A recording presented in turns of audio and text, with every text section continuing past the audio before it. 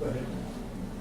Okay, this is the hospital. I went down to Kaifeng, and I waited. Now, I wanted to go into the countryside. I wanted to go in the countryside. There were AIDS villages, you know? There are villages where pretty much everybody in the village, 200, 300, 400 people have AIDS, okay? Because of the selling the blood and the blood transfusions. And so, I don't go on anymore. So Shimei said, I'll take you.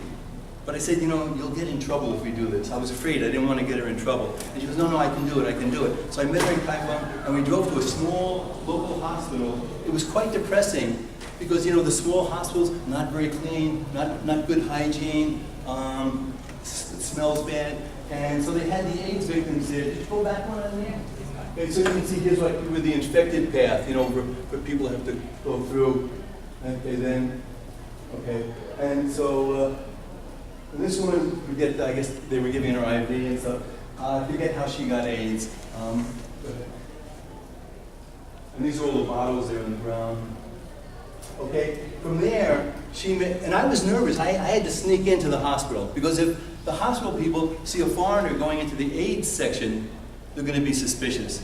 So like I was waiting around, I kind of run and went inside, and I was only there maybe an hour. I was nervous the whole time. And the people in this hospital were really, really poor. And so then Shimei took me to another town. That's Shimei on the end. All the adults in the photo except me have AIDS. Some of their kids have AIDS, okay? And these are people who live in this one other part of Henan where there's a lot of AIDS victims. Their kids can't go to school because the other kids will make fun of them, the teachers will tell, you know, everyone's afraid of getting infected, so they don't want to, it's superstition, you know, so they're worried. We went to a village just before this, and it was an AIDS village where most of the people had AIDS. And I visited a family where there were 7 people, 6 of them had AIDS. The only one was the woman I was talking to, was the mother of the house, and she was okay. And I was kind of excited to talk to her because I wanted to find out how it happened. 10 minutes later, and when we went there, we had a car with dark windows because I didn't want anyone to see me, right? Because I stand out, you know. And there are police guarding a lot of the AIDS villages because even the Chinese reporters are trying to get into these places. And they try to block people. So we went in, okay, no problem. But within 10 minutes, the party officials came. And they came and they sat down. And then I looked around and I thought, I can't ask questions now because if I ask questions and she answers, she'll get into trouble. So I said, we better leave. And so we got back in the car and we left. And maybe 5 minutes later, Shimei gets a phone call from her hometown saying, it was like the local official said, come home now. Why are you taking an American reporter around? Come back right now. And then Shimei said, oh, maybe, you know. And she goes, no, I'm not going back. And so we were driving to Zhengzhou, and I kept saying, no, you have to go back, you know. And she said, okay, tonight. And so we met these people. Go forward. This father and son both have AIDS. Go forward. Then I got into, there's a major hospital in Zhengzhou. It's the infectious disease hospital. And so I went to there and I spent 3 or 4 hours talking to AIDS patients in there. And then doctors came in and said, oh, you can't stay here, you have to leave. I spent about 2 or 3 days there. All the AIDS victims, a lot of them come to Zhengzhou, to this hospital to get treatment once a year. And, okay. Yeah. This is in front of the hospital. This is a guy named, I think his name's Tanchi. And he's kind of interesting. He was like 14 years old, and in the classroom he was fighting with his, fooling around with his classmate, and hit his head. He got a concussion. They sent him to the hospital, and the doctor said, oh, you need a blood transfusion. It's crazy. You don't get if you don't lose any blood, you don't need any blood. They said, yeah, but the blood transfusion will make you get better sooner. 5 or 6 years later, he's got AIDS, okay? And he's a bit eccentric, and he was quite upset, and he couldn't find any work. He's working as a guard in Beijing at this point, and he's quite thin. He lost a lot of weight, and he's quite angry. And the local official in his town said, if you keep quiet, we'll help you, okay? We'll give you a job, we'll give you some money. And like a year, 2 years went by, and he went to the officials, and he knocked everything on the floor. Fax machine, computer, everything. He went to jail for a year. So he spent a whole year in jail because of knocking the stuff off the officials' desk.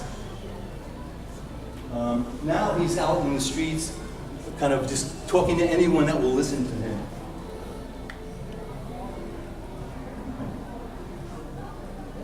Okay, this is a blood donation booklet. So when you sold your blood, everyone had a booklet, and they would kind of stamp the date. See some more. Or here you can see the name of the person, where they live. Right. More booklets. Okay. This shows how many times you donated blood. And when I saw some of the booklets, I realized people were giving blood several times a week. I didn't think it was possible. But in the booklets here, you can see that that's what was happening. Okay, this is Renju. Okay? In this photo, she's about 18. So this was 4 years after I met her.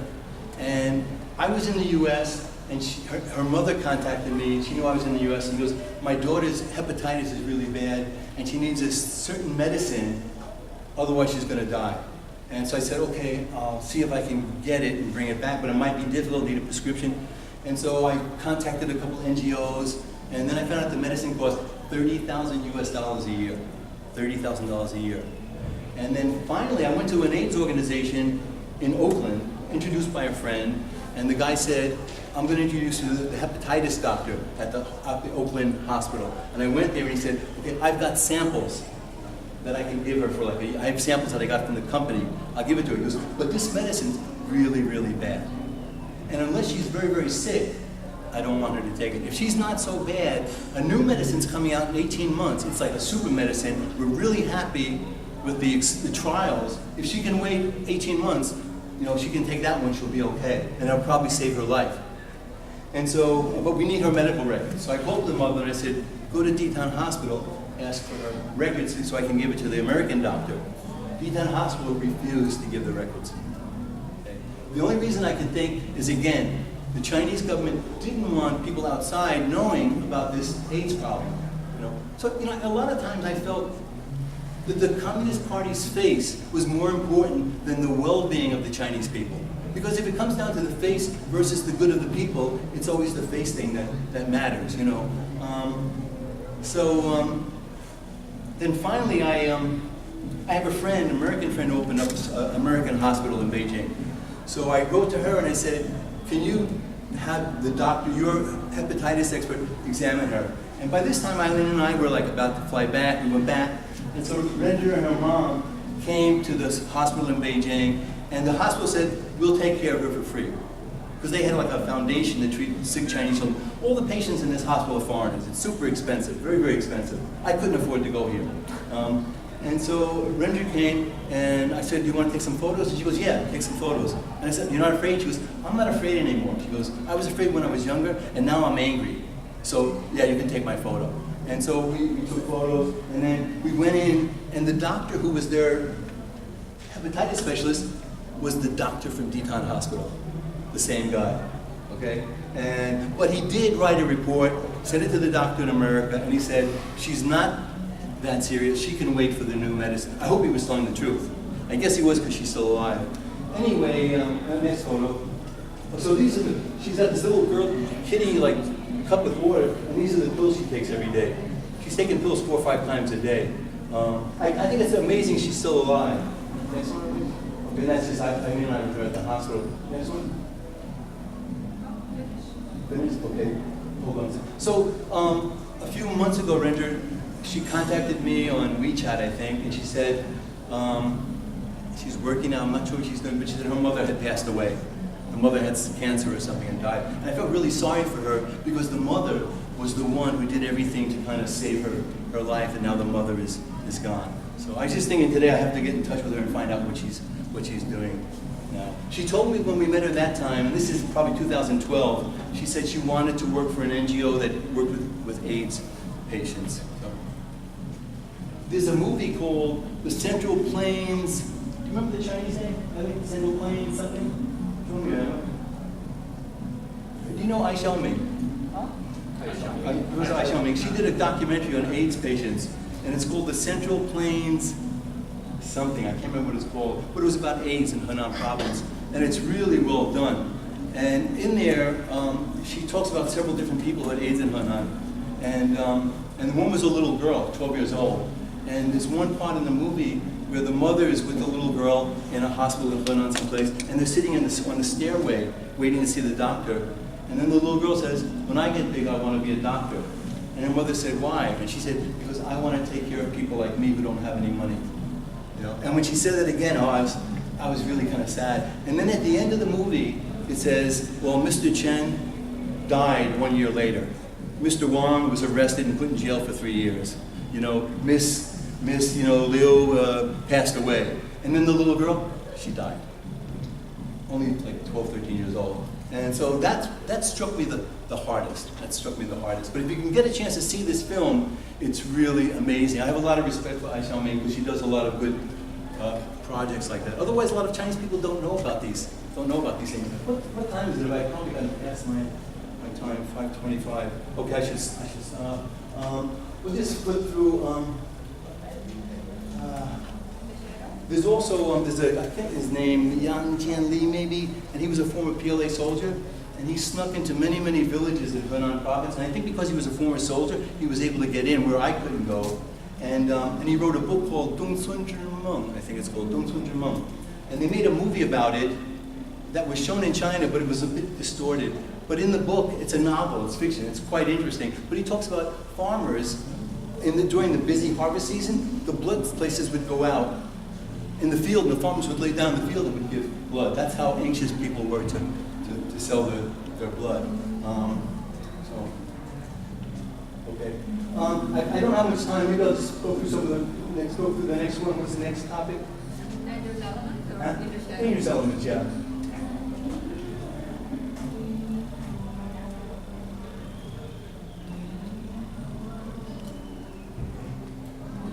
You want that thing over there on the right side? Oh, was it the blue thing?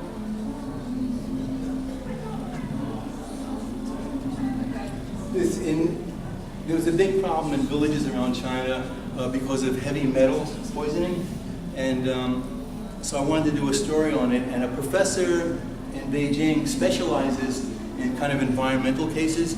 Introduced me to a family in a village, I think it's called in about an hour south of Changsha. And so I went to Changsha and I met the father of a little girl who died. She was 6 years old when she died. And so I met him in Changsha. He's working in a factory, and we were eating, and he wasn't eating anything.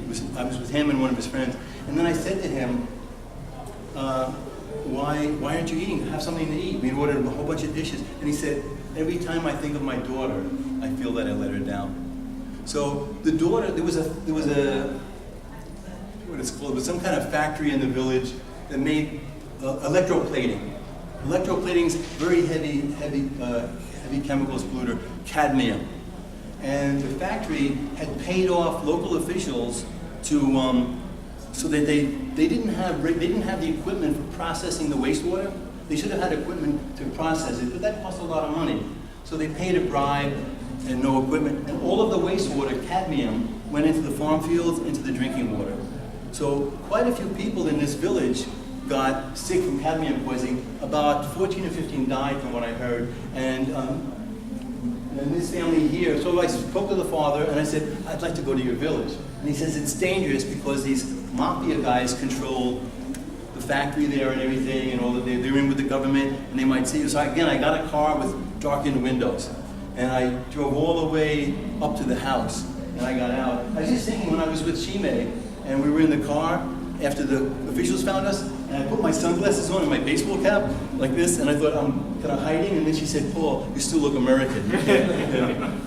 It's like, okay, I'll take them off. And so went there to the house, and the mother, the girl had been very sick. The father took her to every hospital in the Changsha area. They couldn't figure out what was wrong with her. And she's holding a picture of the daughter at the end. Okay, go ahead. And these are all the hospital documents, all the court documents. They tried to sue the factory. Okay, when I was there, the grandmother all of a sudden stood up and threw herself down the ground crying. It was also very moving. And the pictures are not good. They're not clear because it was dark. I'm not a good photographer, and because they were moving around. But And then the mother came out, tried to help her up. You can see how she's crying because she lost her granddaughter. She can't even stand up. The mother's crying here. She was showing me a picture of the two daughters. This is the aunt, 80-something years old. So the whole family, this is the older sister. The mother told me, come in the morning, don't come in the afternoon, because the older sister is still heartbroken about her sister dying, and she didn't want to see her talking to me about what had happened to the younger daughter. And she gave me all the copies of the medical records.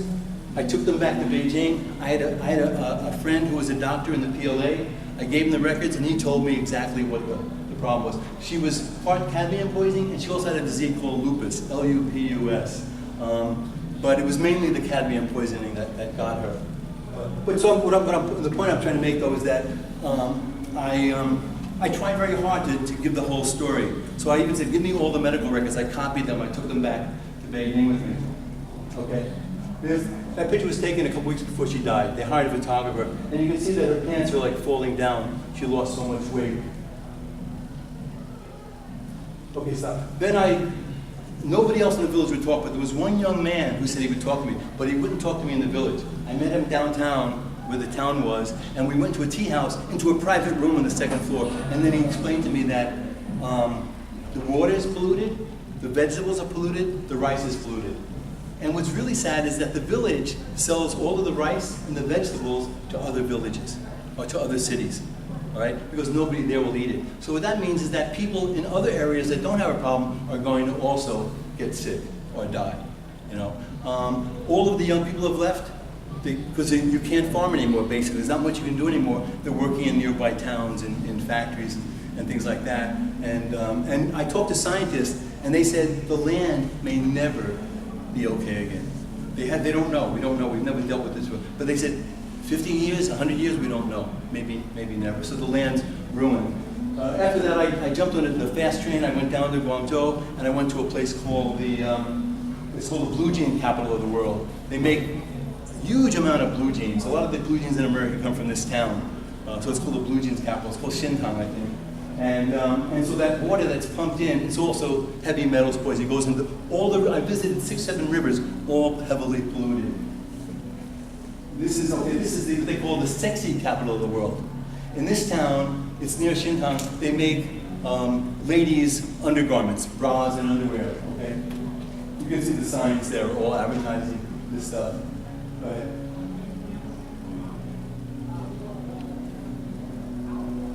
So you can see how polluted the water is. It was almost bubbling, it was like gasoline. And the factories are on the side, and water's coming right out of the factories, right into the river. And a guy said to me, I used to swim in the river. He goes, I won't stick my hand in there anymore now. You stick your hand in there, it'll get sick. This is this town nearby. It's they take apart old electronics. Like America, other countries send old computers there, and they have young kids, 9, 10 years old, working in the factories, taking the computers apart. And there's also heavy metals in these parts. 88% of the kids in this town, even the ones who don't work in the factory, have lead in their blood, have heavy doses of lead in their blood. I tried to get in the factories, they kick me right out because they don't want us to see who's working in there. Okay, go ahead. Yeah. That's it. Okay, go to the next one. I'll just do one more very quickly, and then you can ask some questions.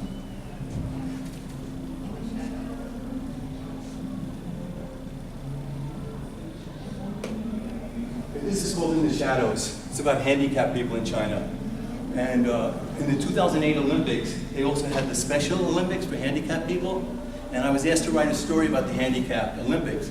And so I really didn't feel I had enough. I didn't talk to enough people, and I was but I had to file my story that day. And I got out of a taxi on Changjia, and I took the Dishadao across, and there I saw a handicapped guy there doing foot calligraphy. He paints with his feet.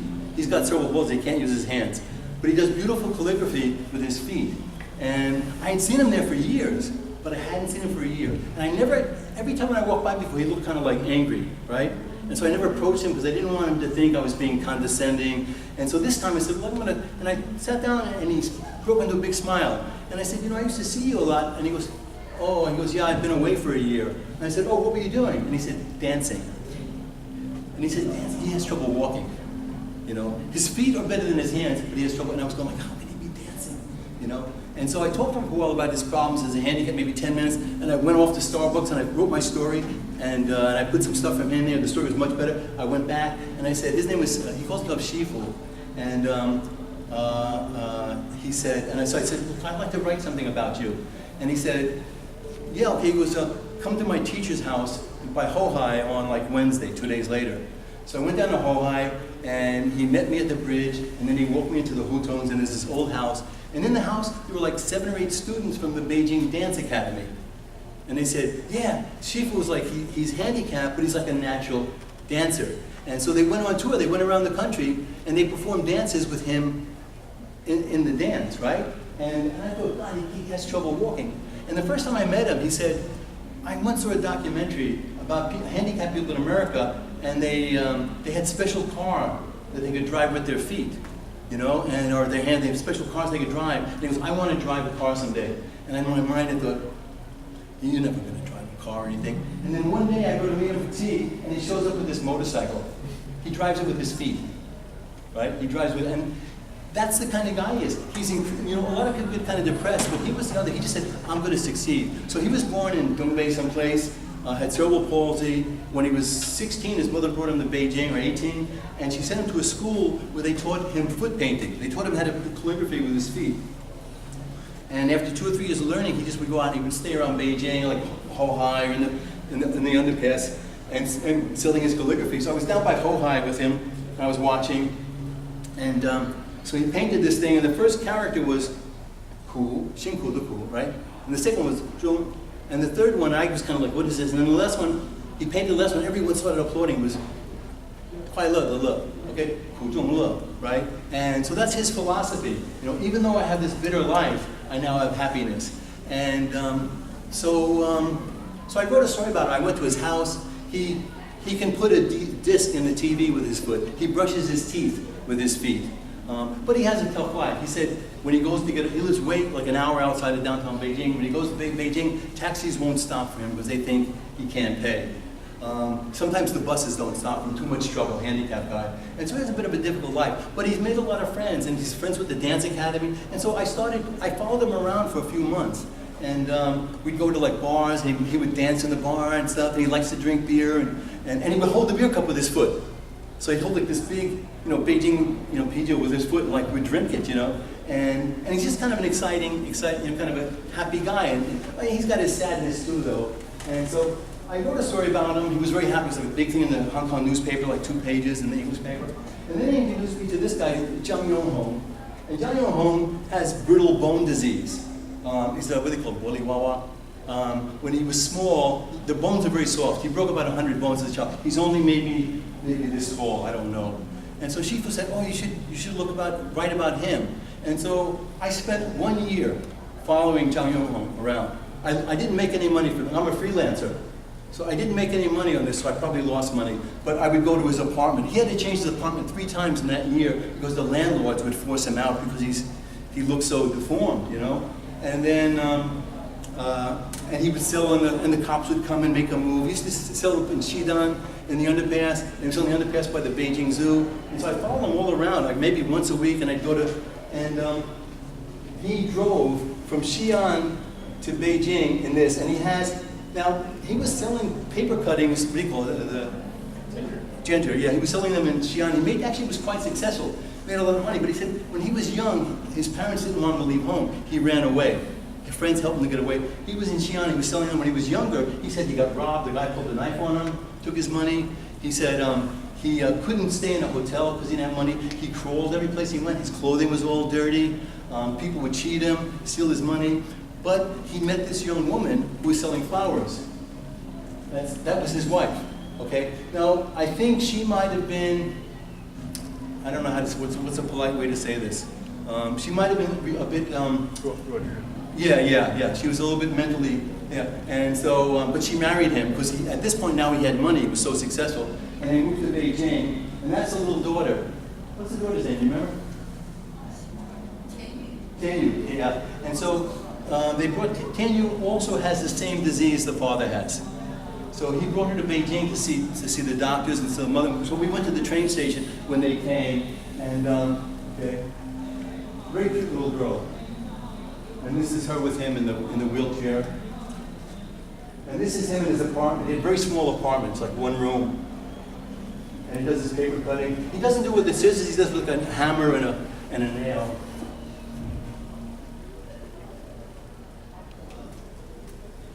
That's some of the paper cuttings he's done.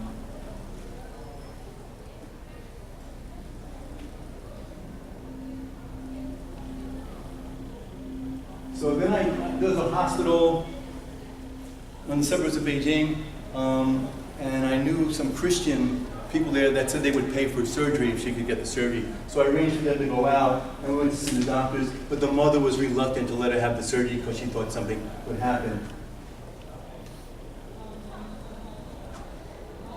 Very pretty little girl. A few months later, the mother met another guy on the internet and ran off. So now Zhang Yonghong's stuck with the little girl. He can't walk, and he's got to take care of the daughter.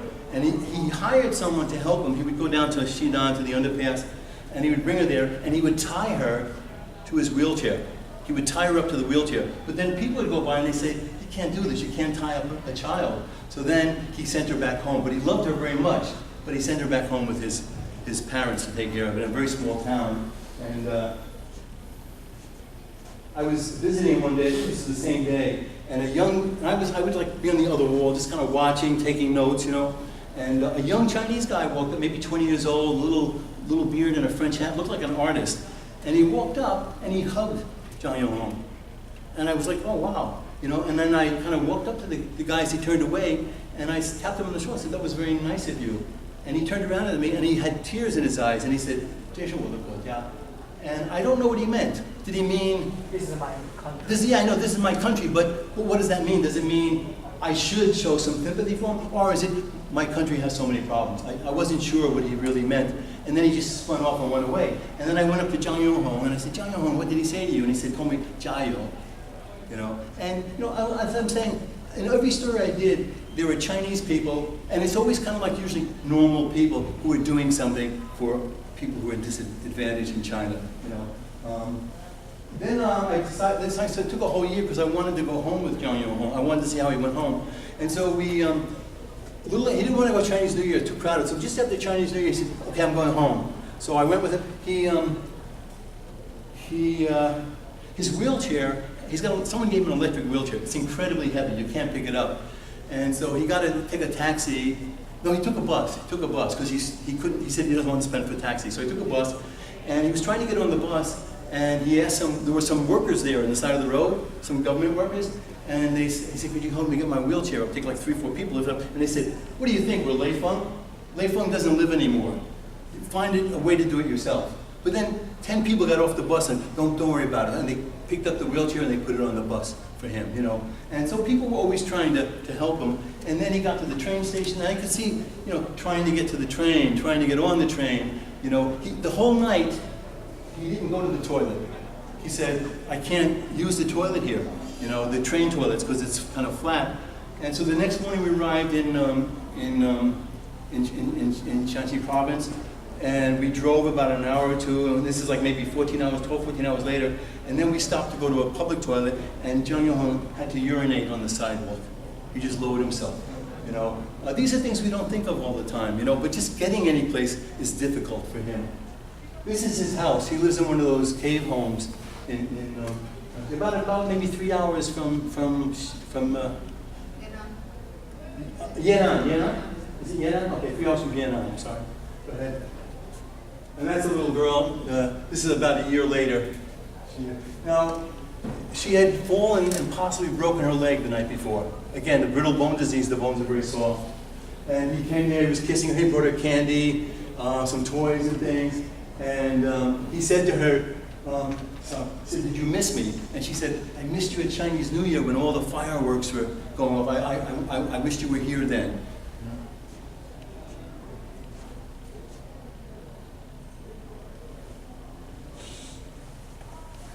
This is the father, the grandfather, grandmother, him, and it was her birthday too. So the grandmother you know, made these kind of, I guess it's kind of a birthday thing in Shanxi, like animals out of dough. Okay. That's him in his wheelchair.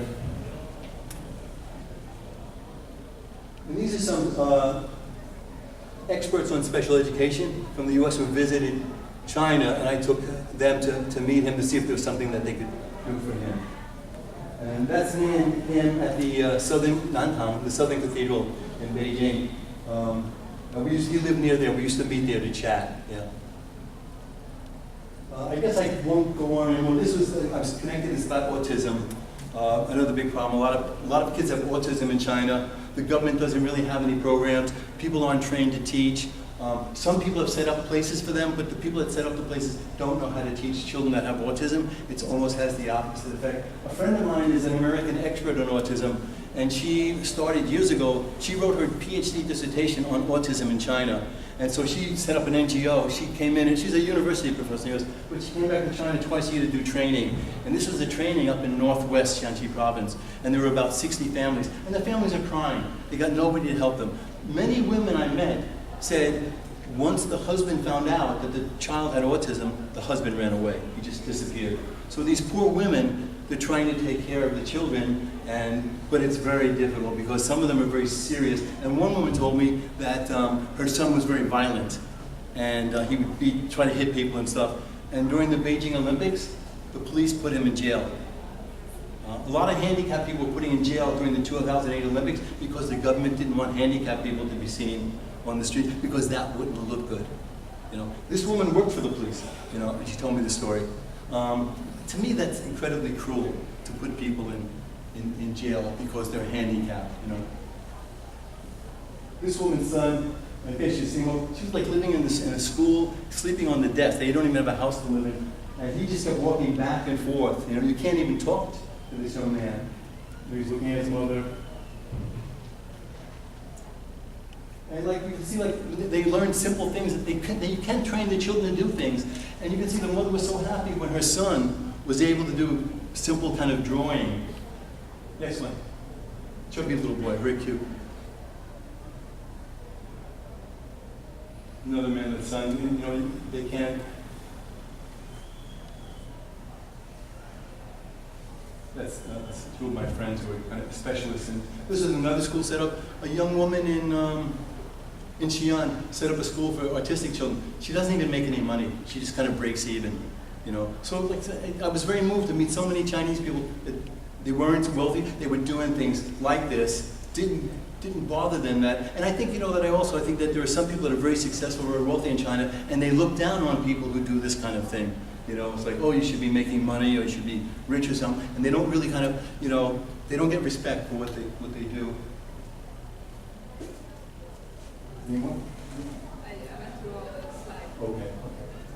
This is well, she's up in Dongbei someplace, I forget where, and she's also brittle bone disease, and she, parents wouldn't send her to school. Most parents, if they have handicapped children, they don't want to put them out in the public. They're embarrassed, or they're afraid the children will get hurt. Did any of you see the movie? What's it called? Haiyang Tiantang. Did you ever see the movie Haiyang Tiantang? Yes. With Jet Li's in it. Yeah, it's about a father who's the wife commits suicide because the child is autistic, and then he finds out that he's got to find someone to take care of the child. Okay. Very sad movie. Okay. And so Haibo was self-educated. She trained and did correspondence courses, taught herself to read and write. Never went to school, and then she set up her own NGO, and she's helping a lot of people. And we went to restaurants up there, and everybody knew her because she's on TV all the time. So the waiters, they would come up to take photos with her. And this guy here, and this is my last thing, he set up a school for autistic children in Beijing. Said he just barely breaks even. Do we have any photos of that? These are the kids. My friend Helen. Go back a little bit. Go back a little bit. So some of the kids can learn, and some of them go back a bit. Like this child here was just, you know, you can't talk, can't speak. This one, she loves to dance. If there's music on, she'll dance. But other than that, you don't get any reaction from her. So, anyway, I'll stop now. I'm sorry. I had one more that I was doing, but I think I bit off more than I could chew. So I'm sorry if I went too fast. Any questions? Yeah. So recently, like Wang Jianming, registered man. Yeah. He want to take an airplane from Tianjin, like the police catch him. Right. Yesterday. What do you think about it? And what does that indicates? Why did they arrest him? I'm not familiar with this story. Well, you know, Likashing, right? Right. So basically, when he want to transport all his fortunes out of China to England. So right. Yeah, and that makes like many people said, "Oh, you just betray China." Right. So, right. I mean, and you know, Paul Mooney, right? Yeah. So he also came to USA. So basically, like Wang Jianming, maybe it's because someone called it a white glove. I see. Yeah. So money laundering.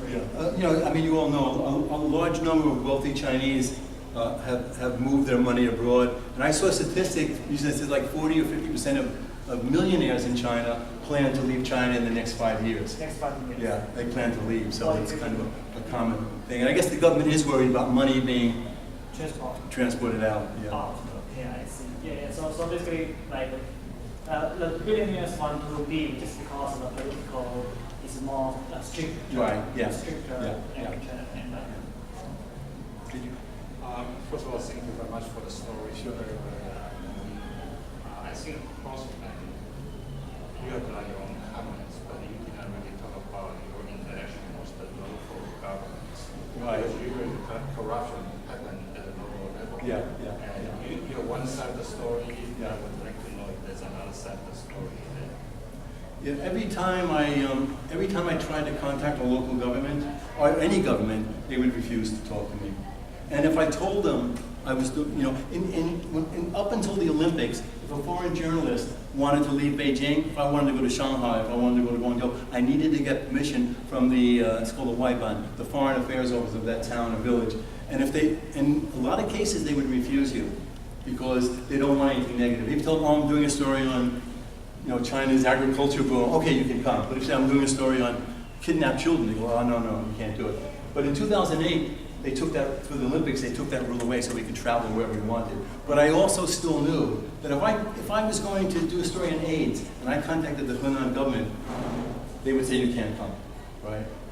But like if you go there yourself, how can they know? Well, because in China, every time you check into a hotel, they look at your visa. And all journalists have a J1 visa. So, and every time I go, they would call the police and tell them I'm there. Now, in 95% of the cases, nothing happened. But there were cases where I was in Xinjiang, 15 minutes later, the police came to the hotel and said, you have to go back to your room, chief. Right? When I left out that one part. In the AIDS story, I ended up in Zhengzhou the last day, and because on Monday, a lot of AIDS victims from around Hunan province were going to have a protest there. And so I went. And they were gathering, and they were trying to get the Civil Affairs Bureau to listen, to give them more help. And but I was the only foreigner around there, so I kind of kept back a bit.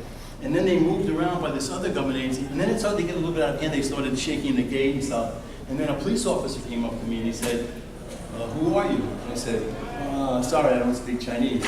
And then I walked away. And then one of the AIDS victims came up to me and started talking to me in Chinese. And I was talking to him in Chinese, and then I turned around, the police officer was standing right there. So now he knows that I can speak some Chinese. But now it's around 12:30. I said, okay, I'm not going to get anything more, I'm going to leave. So I jumped in a taxi back to my hotel. My plane was at 9 o'clock. I decided to take the room until like 6 p.m. And I'm laying on my bed, and I'm tired because I've been traveling for like 10 days.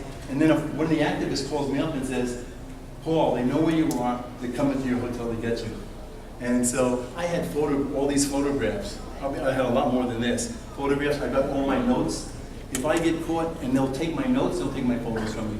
And so I was a bit nervous. And I kind of overreacted. I packed my bag like in 30 seconds, zipped it up, and I went running out. And I was by the elevator, and I could see that an elevator was coming up, and I said, oh, it's the police in the elevator, so I ran down the stairs, I overreacted. And then I got downstairs, and some guy was arguing about his bill, and I was waiting, and then finally I just said, I gotta go.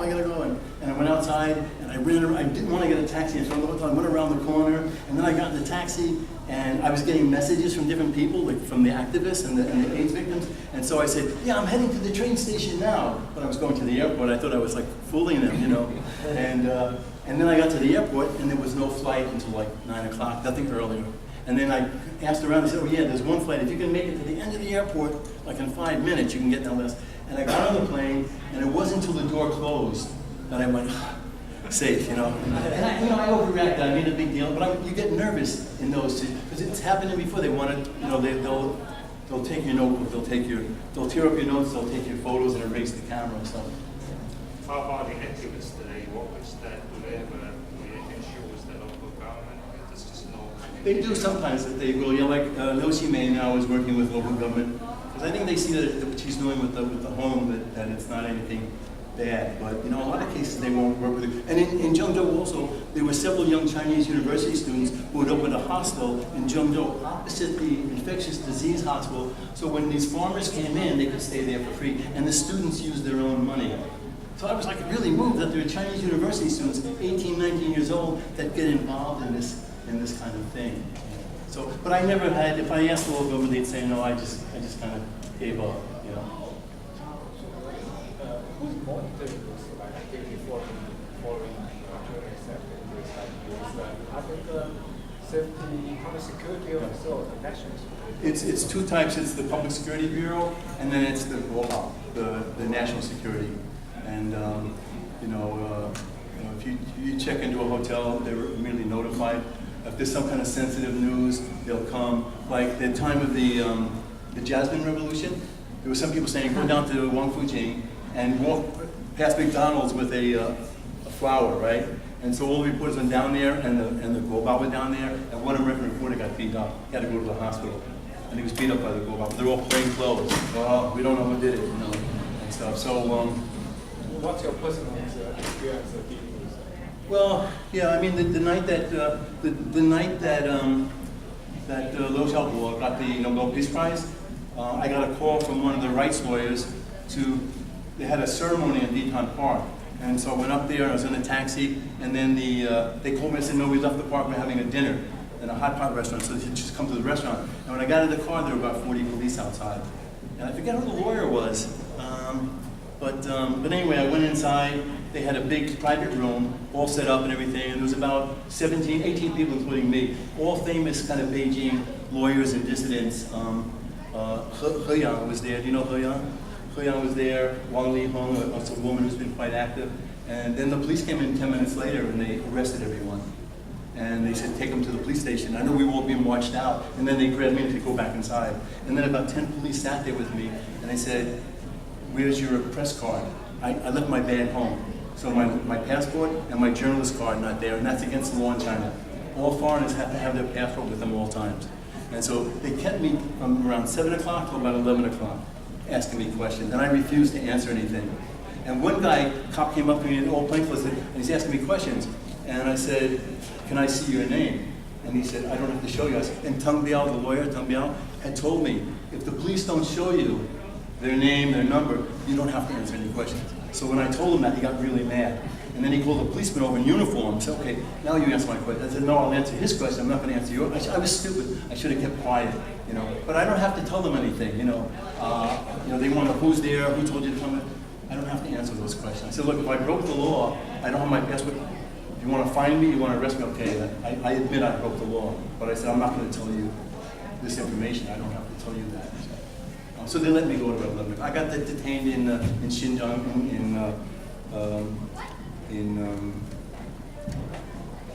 where was it in Xinjiang where I got detained?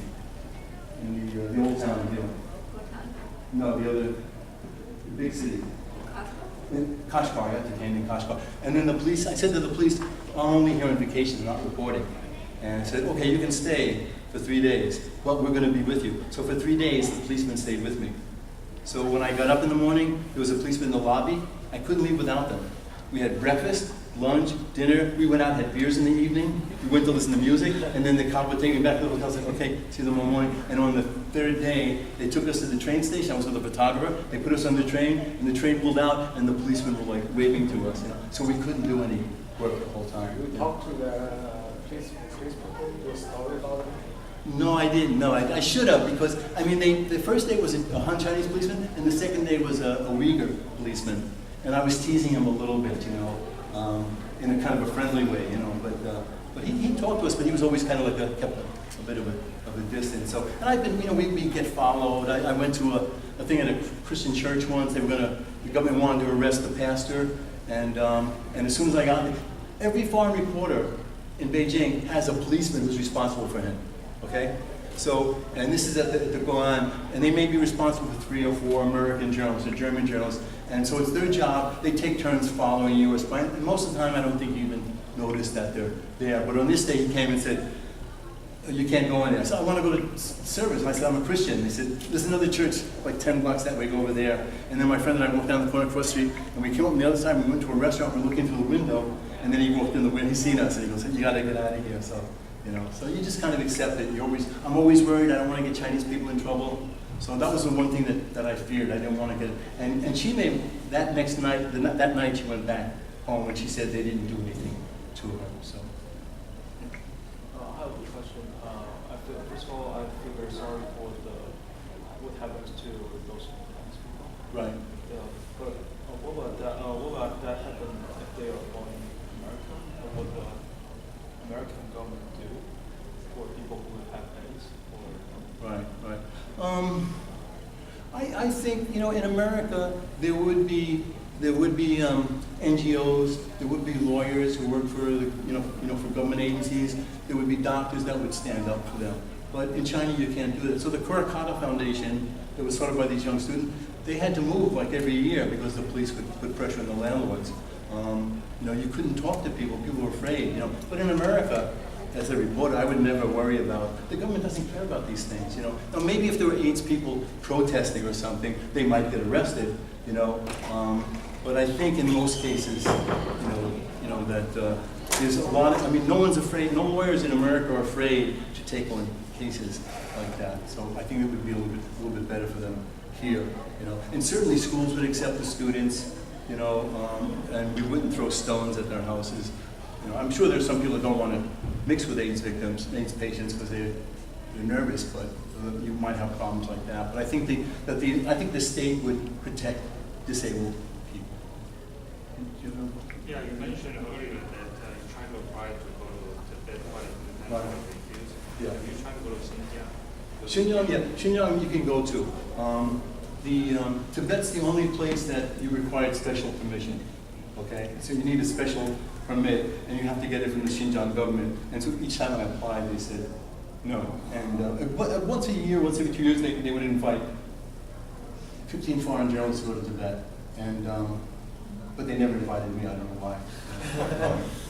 So I never got to. I've been to Tibetan areas in Sichuan, Gansu, Yunnan. I've been to a lot of Tibetan, Qinghai. I've been to all the Tibetan areas, but I never got into Yeah, for Xinjiang, did you have free access? Xinjiang free access, yeah. Except during the riots in 2009, they said you'd have to have a permission from Urumqi to get in. But when I went, it was probably around 2011, and I was in, when the police came to the hotel and they said, you have to go back. And I said, well, according to the new regulations from the Olympics, I can go anywhere I want to go. And they said, well, Beijing has its rules, we have our rules. You need to get a special permit from Urumqi. But they let us stay for that 3 days, but we couldn't really do anything. I think, for example, if you visit Xinjiang, and I think it's not very likely that the official will give you some permission, because I think you have military backgrounds, right? You work for U.S. Army. Yeah. So in Xinjiang and Tibet, they have, for example, some turrets in Right. how to separate them. Right. So I think for many reasons they cannot discipline whether you are associated with them or you are associated with other foreign governments. So I think maybe that's the reason why. Well, it wasn't just me. I mean, a lot of people couldn't go to. I mean, it was very hard to go to Tibet. Very few people got permission. You know. And, I don't think it was anything. I had been in the military, 30 years ago, 40 years ago. Even yourself, if you have a American citizen, you cannot go to that. I cannot go.